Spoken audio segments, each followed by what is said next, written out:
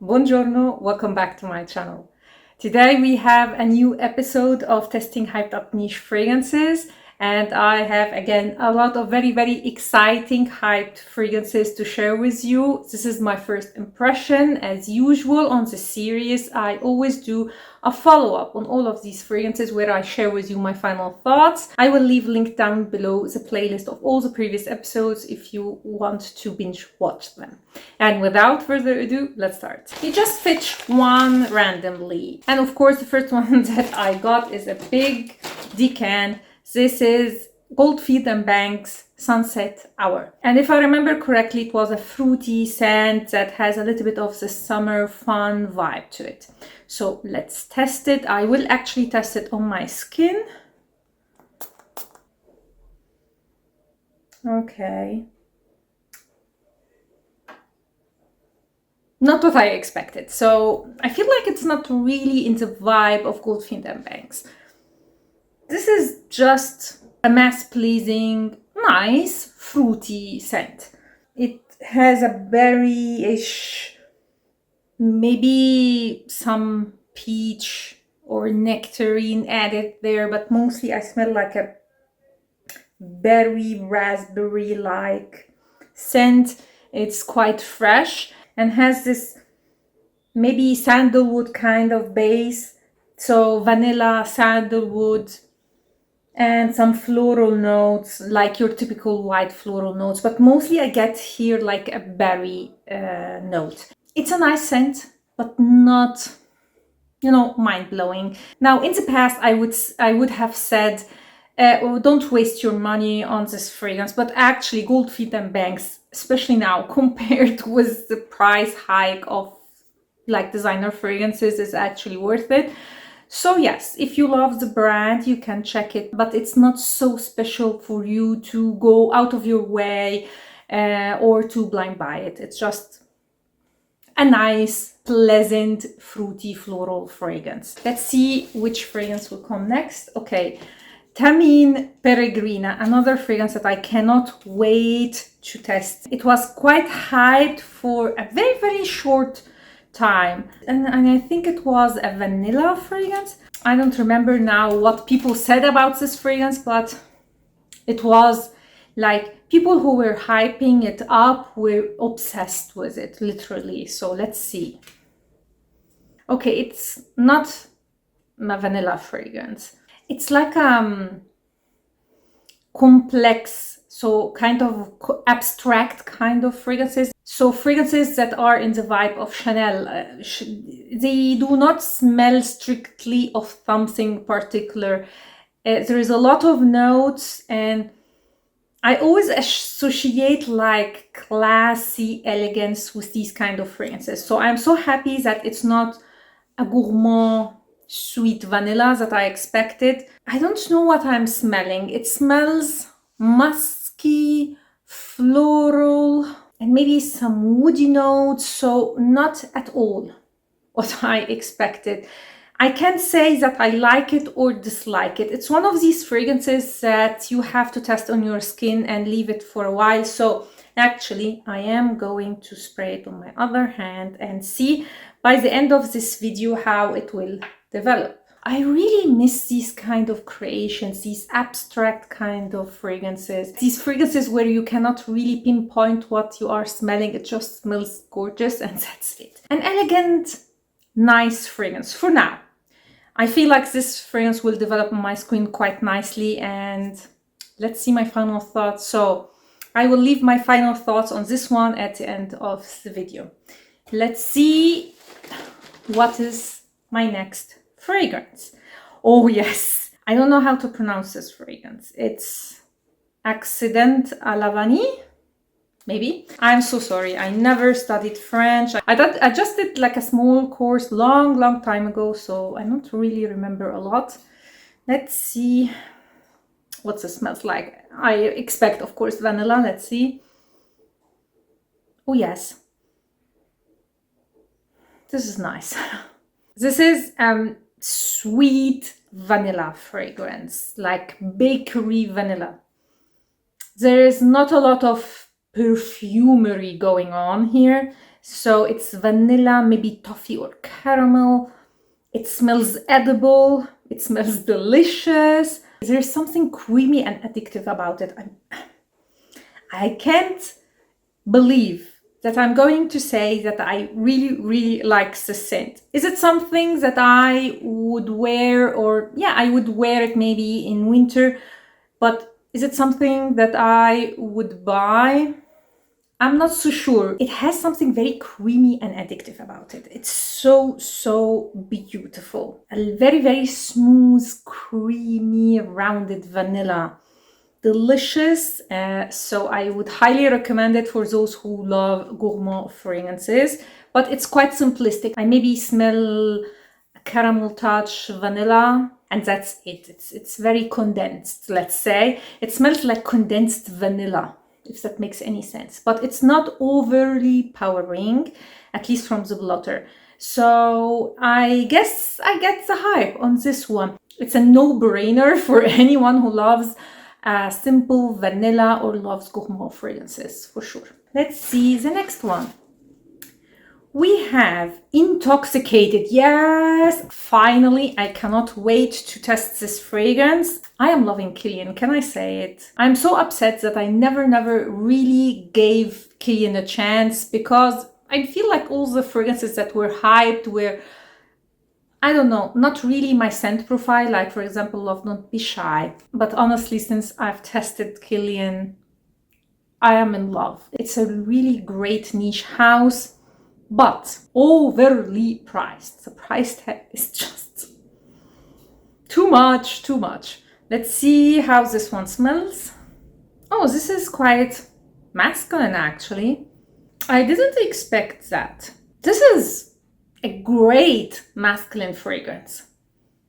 There is cardamom, there is something fresh, there is a bite to this fragrance. There's definitely something maybe woody, almost aromatic in the base. Yeah, I would love to smell this one on a man. There is a coffee note I can get now, but it's not your typical coffee fragrance. Now I remember that people said that this smells like your Arabian spicy coffee. I get it, but it's definitely a perfume, so which I like.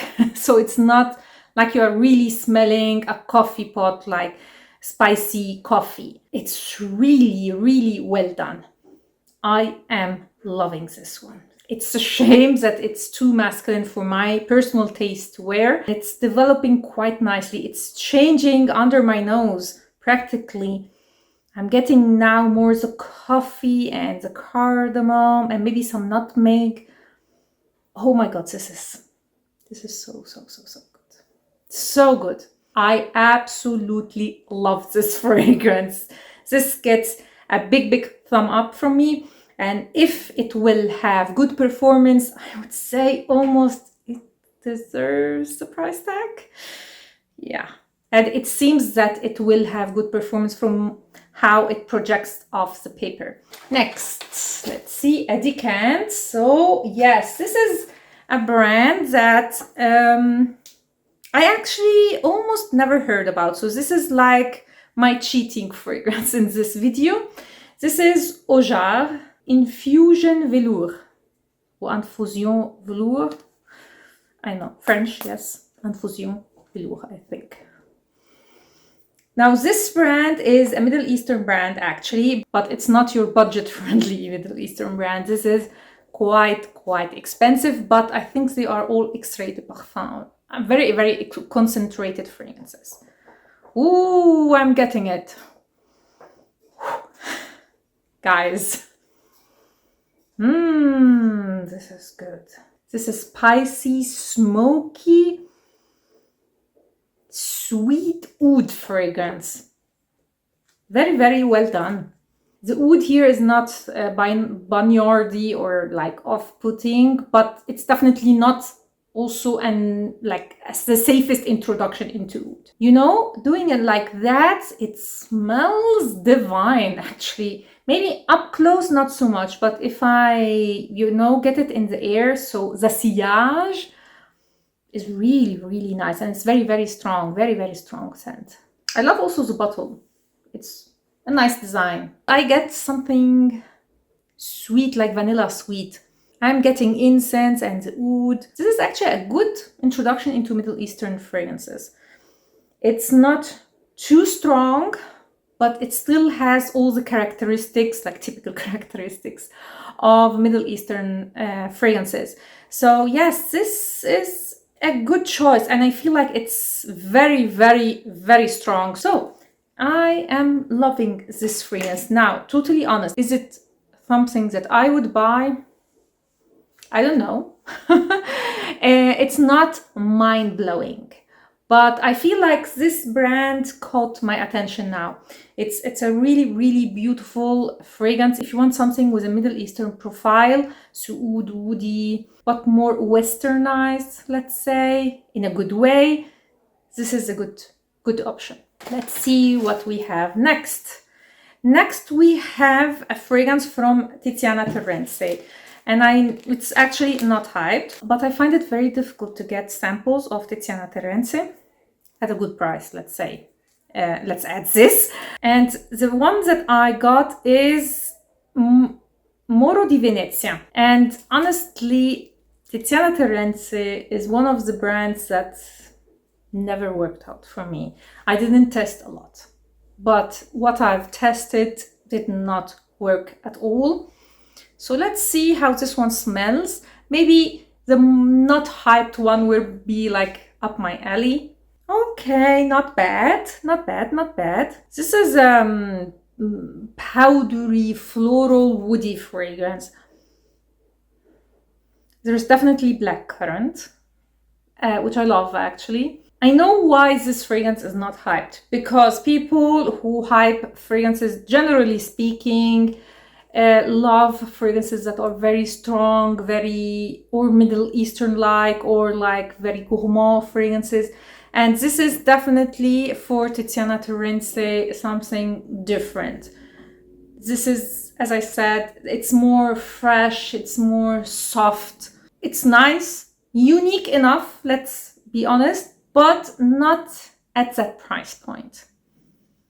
Yeah, I like the scent. I like the blackcurrant. It's not overpowering. It's not too strong. And the floral touch, there's definitely maybe violet, iris, something powdery in it. And the woodiness is not off-putting. So actually a great blend, but not sure if I would pay that amount of money for the scent profile. Yeah, I will leave it at that. It's a nice fragrance, but not nice enough to pay the amount of money that Tiziana Terenzi charges. I'm not going to give it a thumb down because it is actually a nice fragrance. So I will give it a 7.5. Let's be generous. Let's see the next one. Okay, I think this is the last sample I have from Bond number 9. Again, a brand that I just can't get. I didn't test any of Bond number 9's fragrances that I liked. Maybe the one that was nice was the Scent of Peace, was nice. Also Chinatown was a nice scent, but just not for me. But again, price tag. Too much, too much. Oh, be careful, the juice is very dark. This is Nuit de Noho Downtown. Again, no, not for me. This was quite quick. It's an extremely strong on the patchouli fragrance. Very pungent, very strong. I can't say that it is a bad fragrance, but it's a scent profile that for me just doesn't work at all. It's jasmine, patchouli, and everything here is quite on the strong, and all the notes here are kind of showing off. Let's say look at me, I am here. No.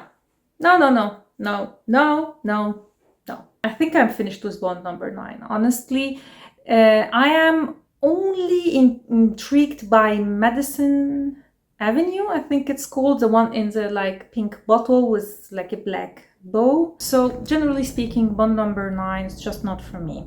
Next, I got here a Blanche from Byredo. Oh, the hype of this fragrance. It has been years and years since every time I look at a video where they talk about clean girl aesthetic, clean fragrances, fresh, like fresh laundry kind of fragrances, they talk about byredo Blanche. Yeah, I get why. Because it smells like exactly like fresh laundry. Like they are not exaggerating at all. It smells exactly like it. Yeah, so definitely if you want to smell like just clean, fresh laundry, this is it. And definitely, yes, a fragrance for those who love the clean girl aesthetic. I definitely agree. So for once, it's a fragrance that actually lives up to its name. So no one claimed anything else about this one. So for that, it definitely deserves the hype. But this kind of scent profile is just not for me. I love clean fragrances, fresh, clean fragrances. Out of the shower kind of fragrances, but not this type. But if you are into this kind of fragrances, this is really good. Really, really good. It gets definitely a thumb up from me for the scent profile for people who love this kind of fragrances. Let's see the next one. Oh my god, it almost gone. This is Gourmand bakhoor. This one doesn't get the same hype as Accident à la vanille, but people definitely love it. And again, it's, oh yes, I'm getting it. It's a gourmand, heavily gourmand fragrance. Very, very, very interesting. It has the same base as Accident à la vanille, so this very dense, creamy, sweet vanilla, but with some added almondy touch. It smells like a sweet almond, and you are dipping it into hot, sweet vanilla milk. This is how this fragrance smells. Very, very nice for those, again, who love this kind of scent profile. So if you love gourmands, you love very sweet fragrances, oh my god, this is so good. And the milkiness in this fragrance, it's not overly lactonic.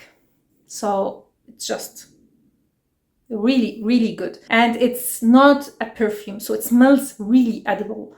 So if you love like really gourmand, edible fragrances, you would love this one. And it's even stronger than Accident à la vanille. And more interesting in my opinion, let's say. But this fragrance, for example, is too sweet for me personally. I would not wear this fragrance. I would enjoy actually smelling it, but not personally wear it. Well, Accident à la vanille, I feel like it's a fragrance that I can wear. It's sweet, yes, but not to that point. So this one, again, gets a thumb up from me. Let's see, there's not a lot of fragrances left. Next one is Kajal Lamar. I know that the most hyped one from this brand particularly is Dahab, but also Lamar people seem to absolutely be obsessed with. Oh mama. This is strong. Like Herba Pura, Middle Eastern fragrances strong. Pineapple. It's a fruity synthetic balm, but I definitely prefer this one to Herba Pura. So it's not like they are like dupes or similar fragrances.